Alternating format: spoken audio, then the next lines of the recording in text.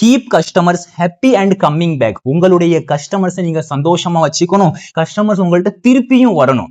திருப்பியும் உங்கள்ட்ட கஸ்டமர்ஸ் வர்ற மாதிரி நீங்க நடந்துக்கணும். அதுக்கு நீங்க என்ன செய்யணும்? ரொம்ப பேசிக்கான விஷயம் உங்களுக்கு நான் சொல்லி கொடுக்குறேன். ஸ்மைல். உண்மையிலங்க ஸ்மைலை விட அட்ராக்டிவானது எதுவுமே கிடையாது. ஸ்மைல் பண்ணி பேசுங்க. அவங்க என்ன பேசினாலும் அப்படியா அப்படி தலையாட்டுங்க. நல்லா கேளுங்க. அவங்க பேசுறதை கேளுங்க. அது சந்தோஷமாக ஸ்மைலோட நீங்க கேளுங்க. இந்த மாதிரியான பேசிக்கான விஷயத்தை நீங்க கரெக்ஷன் பண்ணால போதும் உங்களுடைய கஸ்டமர் இன்க்ரீஸ் ஆக ஆரம்பிப்பாங்க. கஸ்டமரை நீங்க சந்தோஷமா வச்சுக்கிறதுக்கு நான் சொன்ன விஷயம் இருக்க ஸ்மைல் அது சாதாரணமா நினைக்காதீங்க. இப்போ நீங்க ஒருத்தனை பார்த்து சிரிக்கிறீங்க. பதிலுக்கு அவர் என்ன பண்ணுவாரு? அவரும் ஸ்மைல் கொடுப்பாரு.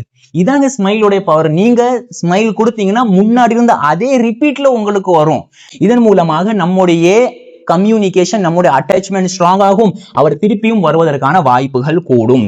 எனவே கஸ்டமர் சர்வீஸ்ல கவனம் செலுத்துங்க. அதுக்கடுத்து டைம் மேனேஜ்மெண்ட். டைம் மேனேஜ்மெண்ட் என்ன? நான் சொன்ன மாதிரி நீங்க ஏற்கனவே நீங்க ஒரு எம்ப்ளாயா இருக்கிறீங்க. எம்ப்ளாயி டு ஆண்டர்பிரினியராக நீங்க மாறுறதுக்கான பயணத்தை தான் நம்ம பார்த்துக்கிட்டு இருக்கோம். ஏற்கனவே நீங்க ஒரு பிசினஸ் நீங்க வேலை பார்த்துக்கிட்டு இருக்கீங்க. ஒரு பிசினஸ்ல நீங்க வேலையும் பாக்குறீங்க, பிளஸ் இங்க கத்துக்கவும் செய்றீங்க.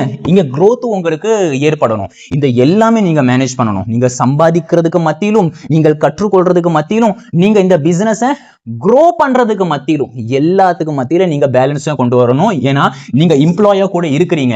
எம்ப்ளாயா நீங்க இருக்கிறதுனால ஒரு இடத்துல நீங்க ஏற்கனவே வேலை பார்க்கறதுனால அதுல நீங்க கோட்டை விட்டீங்கன்னா அவர் உங்களை நீக்கிடுவாரு. நீக்கின உடனே இவன் இங்கேயும் இல்லாம இருவான், பிசினஸும் சரியா இம்ப்ரூவ் ஆகாம இருக்கும், பிசினஸ் சரியா மெச்சூர் இல்லாம இருக்கும். ரெண்டுக்கு மத்தியில மாட்டிக்கிட்டு கடைசியில பிசினஸ்ல போட்ட அமௌண்ட்டும் லாஸ் ஆயிரும். வேலை பார்த்துட்டு அந்த வேலை மூலமாக வரல அந்த சேலரியும் அவனுக்கு கட் ஆயிரும்.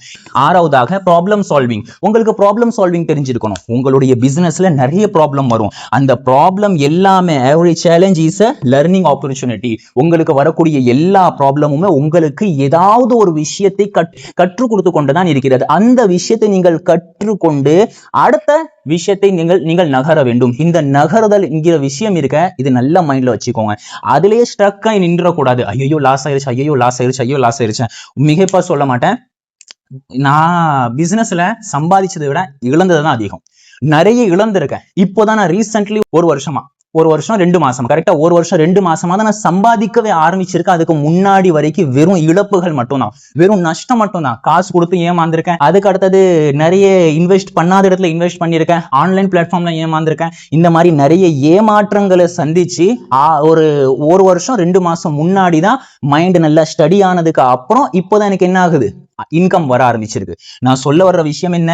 Problem solving. உங்களுக்கு வரக்கூடிய எல்லா ப்ராப்ளமையும் ஒரு ஆப்பர்ச்சுனிட்டியாக நீங்கள் எடுத்துக்கொள்ள வேண்டும்.